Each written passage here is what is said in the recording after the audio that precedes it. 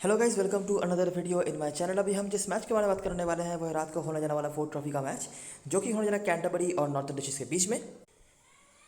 तो ये मैच जो है होने जा रहा है मेन पावर ओवल रंगियोरा में, जो कि कैंटरबरी का घर है। ये इनका दूसरा घर होता है क्राइस्ट चर्च के बाहर, यहाँ पर वो खेलते हैं। लेकिन लिमिटेड ओवर के मैचेस ज़्यादा नहीं होते हैं, तो थोड़ा प्रॉब्लम हमें ग्राउंड के रिलेटेड जो ये डेटा मिलने वाले थे वहाँ से मिल होगा।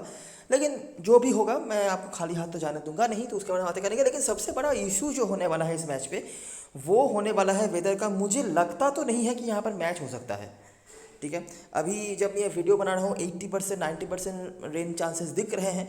कुछ साइड्स में कुछ वैरी भी हो सकता है, लेकिन मोटा मोटा मुझे दिख रहा है कि बारिश के चांसेस काफ़ी ज़्यादा हैं। टॉस भी शायद आपको सही समय पे देखने को नहीं मिले। अगर ड्रीम 11 डेडलाइन एक्सटेंड करती है तो अलग बात है, नहीं तो मुझे लगता नहीं कि यहाँ पर आपको सही टाइम पे मैच देखने को मिलेगा। इवन मैच देखने को भी मिल सकता है या नहीं, उसमें भी मुझे बहुत ज़्यादा डाउट है, ठीक है। छोटा हो सकता है मैच, ये सब हो सकता है, तो इसके लिए तैयार रहना। बाकी मैं तो जो पूरा मैच होगा उसी सिनारियो के हिसाब से ही आपको समझा दूंगा। लेकिन अगर मैच छोटा होता है तो उस समय आपको थोड़ा बहुत कॉमन सेंस का भी इस्तेमाल करना पड़ेगा। उसके भी कुछ चीज़ें मैं आपको आगे बता दूंगा, ठीक है। आपको याद ही होगा कि दोनों ही टीमों ने अपने अपने पहले मैचेस जो थे वो एक दूसरे के अगेंस्ट में खेले थे, जो हमने लास्ट में कवर भी करा था। और एज हमने उम्मीद रखा भी था कि कैंटरबरी ने वहाँ पर जीत हासिल करा था, ठीक है। कुछ अलग परफॉर्मर्स आए थे, उनके बारे में हम आज बात करेंगे। और उस मैच में भी बारिश का एक इशू आया था, मैच छोटा हो गया था। यहाँ पे भी थोड़ा ज़्यादा ही इशू देख रहा है। अभी देखना पड़ेगा कि क्या होता है आगे जाके। मैं वो सब चीज़ें जो दोनों टीमों के पहले मैच की वीडियो में हमने डिस्कस करा था, वो डिटेल में नहीं बताने वाला। दोनों टीम का स्टाइल ऑफ प्ले क्या है, स्ट्रेंथ क्या है, वीकनेस क्या है, क्योंकि वो बता चुका हूँ मैं। अगर आपको वो देखना है तो आप जो लास्ट मैच ही हमने कवर करा था फोर्थ ट्रॉफी का, इन दोनों टीमों में जो हुआ था वो आप देख सकते हैं। मैं जो नया है यहाँ पे उसी चीज़ पे फोकस करूँगा, और जो पुराने चीज़ों में से जहाँ पे आपको रिमाइंड करवाना ज़रूरी है उन चीज़ों में यहाँ पर ज़्यादा फोकस करूँगा, ताकि वीडियो फालतू में लंबा नहीं हो जाए। आखिरी 5 में जीतने के बाद कैंटरबरी 4-1 से आगे हो चुकी है। वैसे भी 4-1 से ही वो आगे थे, और वो मैच जीतने के बाद अभी को यही विवरण है। पिछले सीजन के दोनों फाइनलिस्ट हैं, ये मैं बता चुका हूँ पहले ही। इस ग्राउंड पे मैचेस ज़्यादा नहीं होते हैं वाइट बॉल क्रिकेट के, ठीक है। मतलब सुपर स्मैश बोल लीजिए या फोर्थ ट्रॉफी के मैचेस यहाँ पर ज़्यादा नहीं होते हैं। यहाँ पर रेड बॉल क्रिकेट में रेगुलरली मैचेस होते हैं, हर सीज़न में ही यहाँ पर काफ़ी मैचेस होते हैं। जनरली कैंटरबरी की टीम जो है वो क्राइस्ट चर्च को अपना घर मानती है, और वो उनका मेन वेन्यू होता है, ज़्यादा मैचेस वहाँ पे होते हैं। लेकिन एक बहुत ही एस्टोनिशिंग फैक्ट ये है कि इस ग्राउंड पे इनके रिकॉर्ड्स बहुत ज़्यादा अच्छे होते हैं। पिछले 2-3 सीजनों में किसी भी फॉर्मेट में, मतलब सुपर स्मैश के मैचेस तो होते नहीं हैं, फोर्थ ट्रॉफी के जो एक ही सीजन में मैचेस हुए हैं, जो आप देख सकते हैं 3 मैचेस, और प्लंकेट शील्ड में भी जितने भी मैचेस हुए हैं वो कोई मैच हारे ही नहीं है। इवन लास्ट जो मैच हुआ था किसी भी फॉर्मेट में जहाँ पर उनको जीत नसीब नहीं हुआ था, वो था प्लंकेट शील्ड में 3 सीजन पहले, और वहाँ पे भी बारिश का इशू था। नहीं तो जितना देर मैच हुआ था वहाँ पे भी उन्होंने डोमिनेट करा था। तो ये ग्राउंड इनके लिए बहुत लकी भी है आप कह सकते हैं, या परफॉर्मेंस इनका अच्छा होता है, जो भी हो, या इनके स्टाइल ऑफ प्ले से सूट करता है। लेकिन इस ग्राउंड पे बहुत ही अच्छा परफॉर्म करती है कैंटरबरी की टीम, ये देखा गया है। कुछ यूनिक चीज़ें हैं जो इस ग्राउंड से ओवर द ईयर्स मैंने एक्सपीरियंस करा है। ऑफ कोर्स इस फॉर्मेट में ज़्यादा नहीं हुए हैं, तो ऑफ कोर्स यहाँ से हमें ज़्यादा कुछ नहीं मिलेगा। लेकिन कुछ यूनिक चीज़ें होंगी, उनके बारे में हम बातें करेंगे, और कुछ यूनिक परफॉर्मर्स भी होंगे, उनके बारे में भी हम बातें करेंगे, ठीक है। तो ध्यान से सुनते जाना।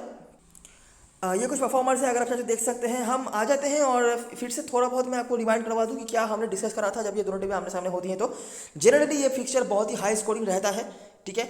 मोस्ट ऑफ द टाइम इस फिक्सचर में हमने देखा है कैंटरबरी ने बैट फर्स्ट करा है और नॉर्थर्न डिस्ट्रिक्ट ने चेस करा है, और majority of the time northern district पीछे भी रही है। लास्ट जो जीत मेरे ख्याल से नॉर्थर्न डिस्ट्रिक्ट जो हुआ था, वहाँ पर उन्होंने पहले बैटिंग करा था, और उस वहाँ पर उन्होंने बड़ा स्कोर खड़ा किया था और वो जीते थे। नहीं तो ये फिक्सचर काफ़ी हाई स्कोरिंग रहा है। अब मैं आपको फिर से रिमाइंड करवा देता हूँ, तो देखते रहो कि क्या हो रहा है। अच्छा, ये मैच हो रहा है रैंगियोरा में, ठीक है। तो मेरे ख्याल से रैंगियोरा का कोई मैच हमें यहाँ पर देखने को नहीं मिलेगा।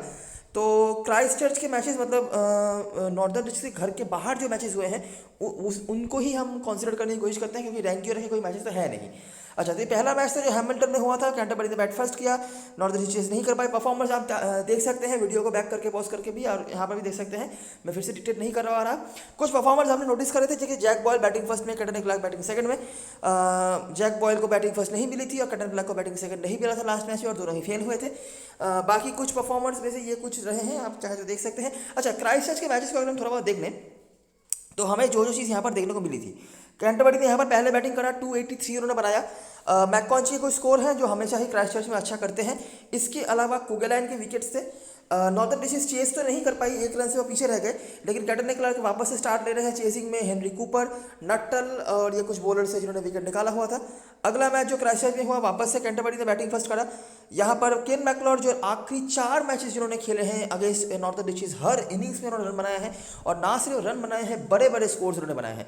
बॉयज़ हमेशा हिट और मिस रहते हैं और यहाँ पर भी उनका वही है। बाकी ये कुछ बॉलर्स थे जिन्होंने विकेट निकाला हुआ। नॉर्दर्न डिस्ट्रिक्ट यहाँ पर चेस नहीं कर पाई, बैटिंग उनका बहुत पहले रुक गया। रवाल के कुछ स्कोर, नट्टर फिर से बॉलिंग सेकंड में, विलियम्स, डेवी, ऐसे उनके परफॉर्मेंसेस थे। और सेकेंड लास्ट जो मैच हुआ था क्राइस्टचर्च में, वहाँ भी हमें देखने को मिला था कैंटरबरी ने पहले बैटिंग करा। मैकलॉड फिर से, कार्टर, फ्लेचर, इनके परफॉर्मेंस थे। रैंडल जो अवेलेबल नहीं है, बाकी ये कुछ बॉलर्स से। और चेसिंग में फिर से यहाँ पर क्लार्क आ गए, रवाल के भी स्कोर्स हैं, कूपर। क्लार्क आपको चेसिंग में ही दिख रहे हैं, रवाल लेकिन किसी भी इनिंग्स में उनका परफॉर्मेंस आ सकता है। चेसिंग में भी उन्होंने 100 मार के रखा हुआ है, बैट फर्स्ट में भी उनके स्कोर्स हैं। और लास्ट जो मैच हुआ था, जो फाइनल था पिछले सीजन का, वहाँ पर हालांकि नॉर्दर्न डिस्ट्रिक्ट ने पहले बैटिंग करी थी, और पहले बैटिंग करते हुए क्लार्क, जिनके अच्छे रिकॉर्ड्स हैं इस फिक्चर में, ये जो कार्टर हैं, यहाँ पर पहले बैटिंग करके भी हालांकि रन बनाया था क्लार्क ने, और कैंटरबरी ने चेस कर लिया था। निकोस, बॉवेस, मैकलॉड के स्कोर्स आप देखिए, ठीक है, उन्होंने यहाँ से खेलना स्टार्ट करा। यहाँ से देखो 107 बैटिंग फर्स्ट करते हुए 105, उसके बाद चेस करते हुए 92 और चेस करते हुए 87, और ये मतलब 150 के ऊपर स्ट्राइक रेट रखे उन्होंने बनाया था, आपको याद ही होगा।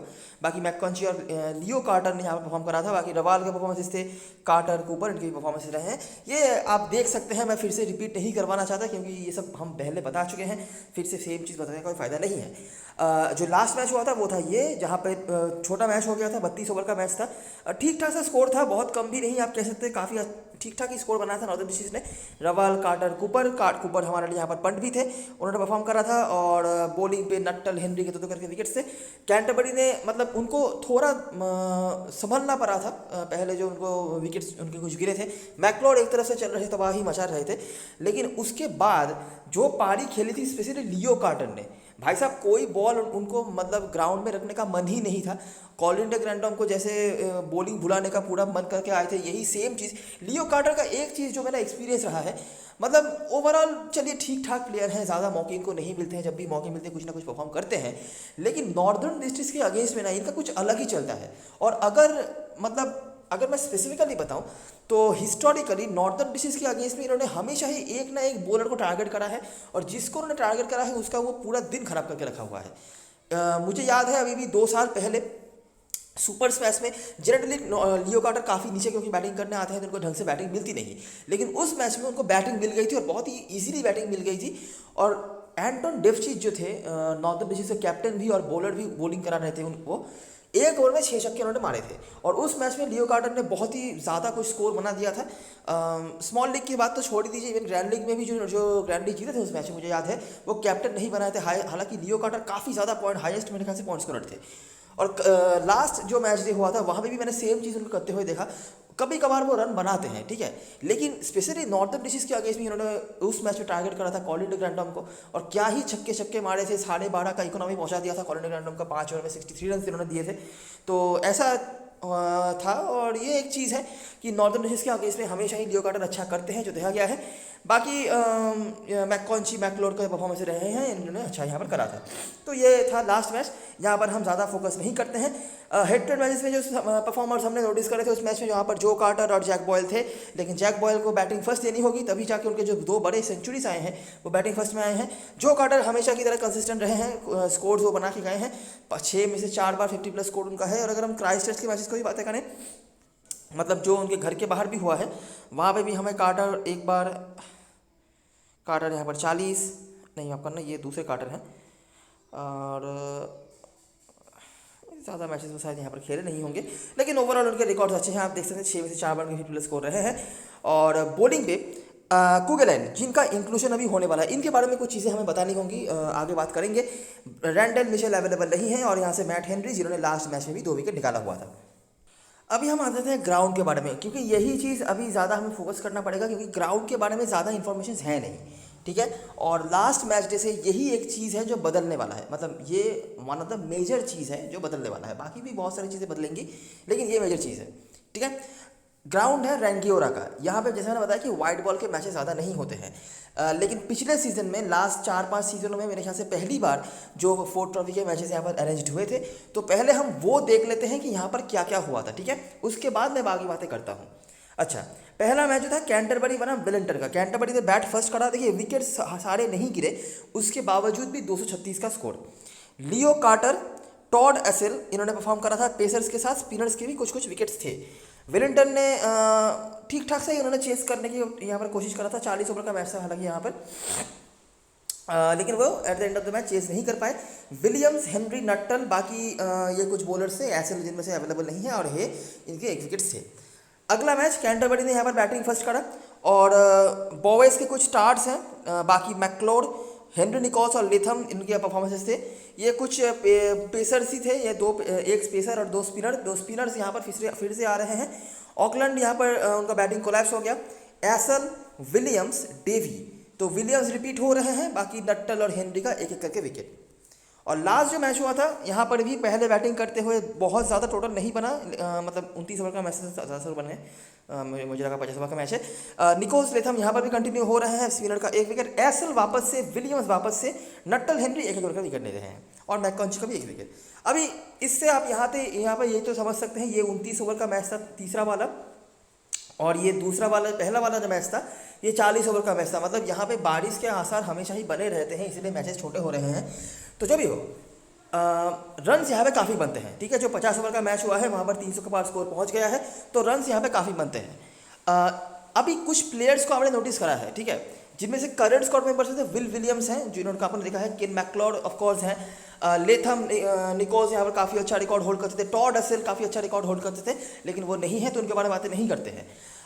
लियो कार्टर, ठीक है, जिन्होंने यहाँ पर एक ही मैच खेला था पिछले सीजन में, वाइट बॉल क्रिकेट में ज़्यादा मैचेस होते नहीं है, लेकिन उन्होंने एक मैच खेला था और वो टीम के सेकंड हाईएस्ट रन स्कोरर थे। रेड बॉल क्रिकेट में ना यहाँ पे क्या कौन कौन से परफॉर्मर्स हमने ज़्यादा देखे हैं, उनमें से भी लियो कार्टर और केन मैक्लॉड, ये दो नाम आपको बहुत ज़्यादा दिख जाते हैं। इसके बाद जिनका नाम आता है वो होते हैं टॉड एसेल, ठीक है। बैटिंग बॉलिंग हर तरफ से ही इनका बहुत ही बढ़िया परफॉर्मेंस रहता है इस ग्राउंड पे।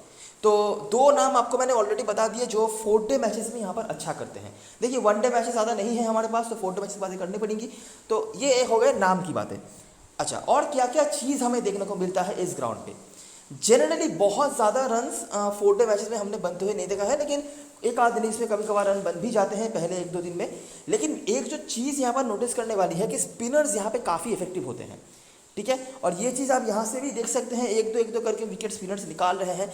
टॉड एसेल जो नाम मैंने आपको बताया, वो यहाँ पर बॉलिंग से भी बहुत ज़्यादा काम पे आते हैं, ठीक है। टॉड एसेल और विल विलियम्स जो आपने ऊपर भी देखा था, मतलब 1 डे मैचेस में भी देखा था, 4 डे मैचेस में उनका यही है। 4 डे मैचेस में उन्होंने काफ़ी अच्छी बॉलिंग करा के रखी हुई है। तो बैटिंग से मैंने आपको 2 नाम बताए, और बॉलिंग से विल विलियम्स यहाँ पर काफ़ी अच्छा रिकॉर्ड होल्ड करते थे। कोल मैककंची भी कभी कभार उनका परफॉर्मेंस आता था। बॉलिंग से, बैटिंग से कुछ खास नहीं। एक और पुराने प्लेयर हैं इनकी टीम में जिनका नाम है चैट बॉवेस, काफ़ी इनकन्सिस्टेंट रहे हैं, कभी कभार 50 के ऊपर स्कोर उनका गया भी है, लेकिन कंसिस्टेंसी की बहुत कमी नजर आई है। एक और प्लेयर हैं जिनके ऊपर शायद लोग फोकस करें या नहीं करें, वो है कैम फ्लेचर, ठीक है। जब भी मौका मिला है उनको तब भी उन्होंने अच्छा परफॉर्मेंस करा हुआ है। हालांकि यहाँ पे देखना पड़ेगा कि अगर मैच छोटा होता है तो कितना मौका उनको मिलता है, लेकिन ये एक चीज़ है जो हमने इस ग्राउंड से नोटिस करा के रखा हुआ है। नॉर्दर्न डिस्ट्रिक्ट की तरफ से 2 मैचेस मैंने देखे हैं कि आखिरी 4 सीजनों में उन्होंने खेला है किसी न किसी फॉर्मेट में। लास्ट सीजन में भी, ध्यान से सुनना, लास्ट सीजन में इन दोनों टीमों ने इस ग्राउंड पे एक मैच खेला था, 4 डे मैच, और नॉर्दर्न डिस्ट्रिक्ट वो मैच बहुत ही जल्दी भूल जाना चाहेगी, क्योंकि कैंटरबरी ने मेरे ख्याल से 290 या 280 के इर्द गिर्द कुछ रन बनाया था पहले इनिंग्स पर, और नॉर्दर्न डिस्ट्रिक्ट दोनों इनिंग्स मिलाकर उस रन को क्रॉस नहीं कर पाए थे, ठीक है। कैंटरबरी की तरफ से जो 2 नाम मैंने आपको बताया, लियो कार्टर, मैक्लोड, वही हाईएस्ट स्कोरर थे, और बॉलिंग से जो नाम मैंने आपको बताया विल विलियम्स, वही हाईएस्ट या सेकंड हाईएस्ट विकेट टेकर थे। दूसरे जो बॉलर थे जिन्होंने सबसे ज़्यादा विकेट निकाला था वो अवेलेबल नहीं है। और 3-4 साल पहले भी एक मैच हुआ था जहाँ पे भी नॉर्दर्न डिस्ट्रिक्ट को हारना पड़ा था, ठीक है। और वहाँ से हमने, लेकिन वहाँ पे थोड़ा बहुत फाइट बैक उन्होंने करा था जो लास्ट में कर नहीं पाए थे। वहाँ से हमने कुगेलैंड का परफॉर्मेंस देखा था, और बैटिंग से भारत पॉपली का परफॉर्मेंस देखा था जिन्होंने अच्छा करा था। और ये दोनों ही प्लेयर्स जो मैंने आपको लास्ट सीजन में प्लंकेट शील्ड का मैच बताया वहाँ पर वो खेले नहीं थे, ठीक है। तो इसीलिए मैंने ऊपर आपको पता है कि कुकेलैंड की कुछ चीज़ें मुझे बताना है। और कुकेलैंड का हेड टू रिकॉर्ड भी अच्छा है, लास्ट मैच वो खेले नहीं थे लेकिन उनके रिकॉर्ड यहाँ पर अच्छे हैं। और लास्ट जो मैच वो इसी ग्राउंड पे किसी ना किसी फॉर्मेट में खेले गए हैं, वहाँ भी उन्होंने अच्छा करके रखा हुआ है। व्हाइट बॉल क्रिकेट का कुछ भी नहीं है बताने लगे, इसीलिए मैंने आपको रेड बॉल क्रिकेट की चीज़ें बताई हैं। अगर आप कंसिडर करना चाहें तो कर सकते हैं। बाकी रन्स यहाँ पे भी काफ़ी बन रहे हैं और जैसे कि हमने हेड टू में भी देखा है, तो उस हिसाब से बैटिंग हैवी टीम में हमें यहाँ पे भी बनानी पड़ेगी। ठीक है, कुछ बैट्समैन को तो हमने ऑलरेडी नोटिस करके रखा ही हुआ है, तो वो तो हमको देखना ही पड़ेगा। लेकिन स्पिनर्स एक रोल यहाँ पे प्ले कर रहे हैं जिसको आप कंसिडर कर सकते हैं। और कुछ बॉलर्स और बैट्समैनों के नाम मैंने आपको बताए हैं जिनके ऊपर भी आप फोकस कर सकते हैं। तो ये है सारी चीज़ें जो बताने लायक था ग्राउंड से। और हेड टू हेड की चीज़ें तो मैंने ज़्यादा वहाँ पर टाइम नहीं दिया। आई होप अगर आपने लास्ट मैच का वीडियो देखा होगा आपको याद होगा। अगर आपको नहीं याद है तो कुछ नीचे ही आपको मिल जाएगा इन दोनों टीमों का पहला मैच हुआ था, वहाँ पर आप देख सकते हैं। और उससे भी बड़ी बात कि ये मैच पूरा होगा भी नहीं या उसमें हमें कन्फ्यूजन है, तो इसीलिए क्या पता ये सब चीज़ें बताने का कोई फ़ायदा हो भी या ना। अच्छा, बात करते हैं प्लेइंग इलेवन की तरफ से। तो यहाँ पे जो मेजर चेंज होने वाला है वो है कुकेलैंड का इंक्लूजन और फिशर का इंक्लूजन। ये दोनों आने वाले हैं। जैक गिब्सन और ब्रेड रैंडल जो मेरे ख्याल से लास्ट सुपर स्मैश के मैच में इंजर्ड हुए थे, तो उन दोनों के जगह पे कुकेलैंड का तो चलिए मुझे बताने की ज़रूरत नहीं है कि ये लाइक टू लाइक चेंज है। फिशर ने लास्ट सीजन में काफ़ी अच्छी बॉलिंग कराई हुई थी, कंसिस्टेंट विकेट टेकर नहीं थे लेकिन जब भी लेते थे वंचिस में लेते थे, तो ये एक अच्छे बॉलर हैं। अगर आप कंसिडर करना चाहें तो कर सकते हैं। बाकी हमारे टीम में जो प्लेयर्स होंगे, रवाल मैं कहूँगा कि आप स्मॉल लीग में लेकर चलो रिगार्डलेस ऑफ टॉस। ठीक है, इन्होंने चेसिंग में भी अच्छा करा है, बैटिंग फर्स्ट में अच्छा करा है, मैं प्रायोरिटी बैटिंग फर्स्ट में दूंगा। ऐड कर सकते हो आप क्लार्क को बैटिंग सेकंड में, और अगर नहीं भी करोगे तो भी दिक्कत होना नहीं चाहिए। जो कार्टर एक कैप्टन वर्सेस मटेरियल बनते, अगर ये उनका कोई घर होता, मतलब नॉर्थन नीचे जो घर होता है हैमिल्टन, वहाँ पे अगर कोई मैचेस होते तो डेफिनेटली कैप्टन वर्सेस मटेरियल बनते हैं। लेकिन यहाँ पर बस टीम में रखना है, इससे ज़्यादा कुछ नहीं, क्योंकि ये इनका जो बेस्ट परफॉर्मेंस आता है यहाँ पर कुछ प्लेयर्स हैं जैसे कि कार्टर हो गए, कूपर हो गए, ये जो परफॉर्मर्स हैं ना, इनको मैंने बेस्ट करते हुए देखा है अपने घर पे, चाहे वो हैमिल्टन हो या उनका दूसरा कोई भी घर होता है नॉर्दर्न जिसका मुझे याद नहीं आ रहा है अभी नाम, लेकिन वहाँ पे भी वो अच्छा करते हैं। कौन सा मुझे अभी के लिए तो याद नहीं आ रहा है, लेकिन अपने जो घर पे वो जब परफॉर्म करते हैं ना, माउंट मॉन्गोमेरी याद आया, तो ये जो दो ग्राउंड्स होते हैं माउंट मॉन्गोमेरी और हैमिल्टन, यहाँ पे ये दोनों अच्छा करते हैं अगर कोई बेस्ट परफॉर्मेंस आपको देखने को मिल जाए। लेकिन उसके बाहर उतना कंसिस्टेंट वो नहीं हो पाते हैं। लेकिन कार्टर का क्योंकि हेड टू रिकॉर्ड अच्छा है तो कार्टर को हमें रखना है। तो ये तीन प्लेयर्स हो गए। तीन में से बैटिंग फर्स्ट में आप कम से कम क्लार्क के अलावा दोनों को लेकर चल सकते हो और बैटिंग सेकंड में क्लार्क को ऐड कर सकते हो। उसके बाद कॉलिन डग्लैंड आप देख सकते हो कैसे सिचुएशन में वो चल रहे हैं, फॉर्म का कोई अता पता नहीं है। सिर्फ एक ही चीज़ के लिए हमको इनको लेना पड़ रहा है कि टीम इनको ज़्यादा मौके देती है, बाकी इनके बारे में जितनी बातें कम करें उतनी ही बेहतर। बॉलिंग पे कुकेलैंड आपके लिए बहुत इंपॉर्टेंट रोल प्ले करने वाले हैं। ये ऑलराउंड की तरह काम आते हैं टीम में, और रिकॉर्ड्स इनके डिसेंट है बॉलिंग पे, और जो थोड़ा बहुत पॉजिटिविटी मिला है नॉर्दर्न की तरफ से उनमें से इनका नाम है। इसके अलावा वॉकर इंपॉर्टेंट होते, लेकिन क्या है इस ग्राउंड पे स्पिनर्स के लिए हेल्प तो है, लेकिन क्या है कि वेदर बहुत ही ख़राब होने वाला है, मॉइस्चर ज़्यादा होने वाला है। अगर मैच कहीं पे हो भी जाता है ना, तब भी मुझे लगता नहीं कि स्पिनर्स के लिए कुछ इजी होने वाला है चीज़ें। ग्राउंड भी मतलब गीला हो सकता है ज़्यादा, तो बॉल ट्रिपिंग में इश्यूज आ सकते हैं। और ये सब चीज़ आपने लास्ट मैच में भी देखा होगा सुपर स्मैश में, जो मतलब आज ही जो मेरे ख्याल से हुआ था, जो बेसिन रिजर्व का ग्राउंड होता है वहाँ पर हमेशा स्पिनर्स इफेक्टिव होते हैं, लेकिन वेदर इतना ख़राब था कि मॉइस्चर वगैरह इतना ज़्यादा हो गया था कि स्पिनर्स कुछ खास नहीं कर पाए। तो ये चीज़ आपको आगे भी देखने को मिल जाता है कि ऐसे काफ़ी ग्राउंड्स आपको देखने को मिल जाएंगे जहाँ पर हो सकता है स्पिनर्स के लिए कुछ हेल्प हो, लेकिन वेदर के चलते स्पिनर्स कुछ काम कर नहीं पाते हैं, और जो थोड़ा बहुत हेल्प उनको मिलता है वो भी नहीं मिलता है eight the end of the day. अच्छा, बाकी बेंच पे फेलिक्स वॉकर भी हैं, इनको भी रखा गया है, देखना पड़ेगा खिलाया जाता है नहीं, चांस ज़्यादा है कि वो नहीं खेलेंगे। तो यहाँ से हमने क्या क्या बताया है, ये तीन टॉस के ऊपर डिपेंड करके तीन में से तीन या दोनों को हम लेंगे, और कुकेलैंड, ये चार हमारे लिए मेन ऑप्शंस हैं। इसके अलावा भारत पॉपली जो रिस्की पिक हो सकते हैं, इनको आप कंसिडर कर सकते हो, और सेफ पिक कॉलिन डग्लैंड, बस इनके बाहर हम ज़्यादा कुछ देखने की कोशिश नहीं कर रहे हैं, क्योंकि वैसे भी नॉर्दर्न डिस्ट्रिक्ट के अगेंस्ट में यहाँ पर हम टीम बनाने वाले हैं। कैंटरबरी की तरफ से बोवेल और बोवेस में से आप एक को ले सकते हो। बोवेल बैटिंग फर्स्ट में मैं ज़्यादा प्रायोरिटी दूंगा, और रिगार्डलेस ऑफ टॉस आप बोवेस को रख सकते हो। हाईली इनकंसिस्टेंट प्लेयर हैं, लेकिन जैसा मैं हमेशा ही कहता हूँ इनके बारे में कुछ प्रेडिक्शन नहीं कर सकते, ये जिस दिन चलेंगे काफ़ी अच्छा करके जाएंगे। हालांकि इस ग्राउंड पे भी उनकी खास कुछ कंसिस्टेंट परफॉर्मेंस नहीं रहे हैं। मैकलॉड मस्ट हैव है, कैप्टन हसन मटेरियल है, मुझे बताने की जरूरत नहीं है।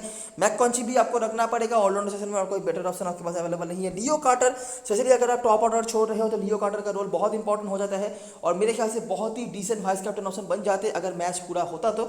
लेकिन मैच क्योंकि पूरा होने का चांसेस उतना नहीं दिख रहा है तो देखना पड़ेगा। बाकी टीम में हम रख सकते हैं, लेट में आकर थोड़ा बहुत हिटिंग करवा दें अगर छोटा मैच भी होता है तो भी। कैम फ्लेचर उसके बाद बेटर कीपर ऑप्शन होंगे और यहाँ पे इनके पास रिकॉर्ड्स भी अच्छे हैं। बाकी की बैटिंग भी कितना मिलेगा इसमें कोई गारंटी नहीं दे सकता। विल ओराउड का मेरे ख्याल से इस मैच में खेलेंगे हेनरी शिपली के जगह पर। हेनरी शिपली को स्क्वाड से निकाल दिया गया है तो विल ओराउड का और यहाँ पे फुक्स, ये दोनों हैं। इनमें से मुझे लगता है विल ओराउड को भी मौका मिलेगा कि काफ़ी दिनों से घूम रहे हैं स्क्वाड के साथ, अभी इनको खेलने का मौका मिलना चाहिए। बाकी नट्टल, हेनरी, विलियम्स, वैन वोकम अगर नॉर्मल सिचुएशन होता तो हमारे टीम में ये दिख जाते हैं आपको। लेग स्पिनर हैं और इनके पहले जो लेग स्पिनर थे इस टीम में, टॉड रसेल बहुत ही बढ़िया परफॉर्मेंस उनका रहा है। वैन वोकम बैटिंग भी थोड़ी बहुत कर लेते थे, लेकिन अभी क्योंकि सिचुएशन थोड़ा एडवर्स हो सकता है तो इसीलिए हम उनको रखेंगे नहीं। लेकिन विल विलियम्स को मैं ज़रूर रखना चाहूँगा और बाकी मैट हेनरी और नटल में से आप किसी को रख सकते हैं। बॉलिंग फर्स्ट में मैं ज़्यादा प्रायोरिटी मैट हेनरी को दूंगा, बॉलिंग सेकंड में आप दोनों में से किसी को रख सकते हो, ठीक है। तो हमारे टीम में जो प्लेयर जरूर से होंगे, मैकलॉर होंगे, बॉयल बैटिंग फर्स्ट में और नहीं तो regardless of toss Boyce, McConchie, Leo Carter. देखना पड़ेगा हम कैसे मैनेज कर पाते हैं, अगर मैच छोटा वगैरह होता है तो हम सोच सकते हैं। बाकी अच्छे प्लेयर हैं, इनको ज़्यादा बॉल की ज़रूरत नहीं पड़ती है एक 30-40 रन की इनिंग्स खेलने के लिए। उसके बाद विल विलियम्स और इन दोनों में से कोई एक, ठीक है। कैप्टन चॉइस की बात करें तो रवाल जिन्होंने लास्ट में परफॉर्म करा था, कॉलिन ग्रैंडम नाम की वजह से लोग जा सकते हैं, बाकी परफॉर्मेंस तो उनका बिल्कुल भी अच्छा नहीं चल रहा।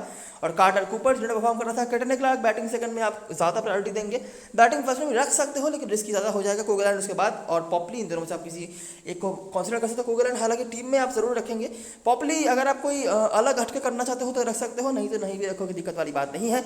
कैंटरबरी की तरफ से मैककॉन्ची और मैकलॉर सेफिस्ट पिक में होंगे। मैकलॉर मेरे लिए कैप्टन मटेरियल ऑलवेज हैं, हर तरह के रिकॉर्ड के सपोर्ट में है। बाकी क्रिकेट है, कुछ भी हो सकता है। 4 मैच लगातार रन बनाए हैं, क्या पता 5वें मैच में फेल हो जाए। और उसके बाद कार्टर, मतलब ये लियो कार्टर हैं और कैम फ्लेचर में से आप देख सकते हो कैम फ्लेचर काफ़ी अच्छा रिकॉर्ड होल्ड कर रहे हैं इस ग्राउंड पे। हालांकि बैटिंग में कितने मौके उनको मिलेंगे वहाँ पर डाउट है मेरे लिए। विल विलियम्स बॉलिंग से और बॉयल बैटिंग से, बैटिंग फर्स्ट में बॉयल को आप बिल्कुल कंसिडर करना चाहोगे। विल विलियम्स ओवरऑल ही यहाँ पर काफ़ी अच्छा रिकॉर्ड होल्ड कर रहे हैं किसी भी कैंटरबरी के बाकी बॉलरों से।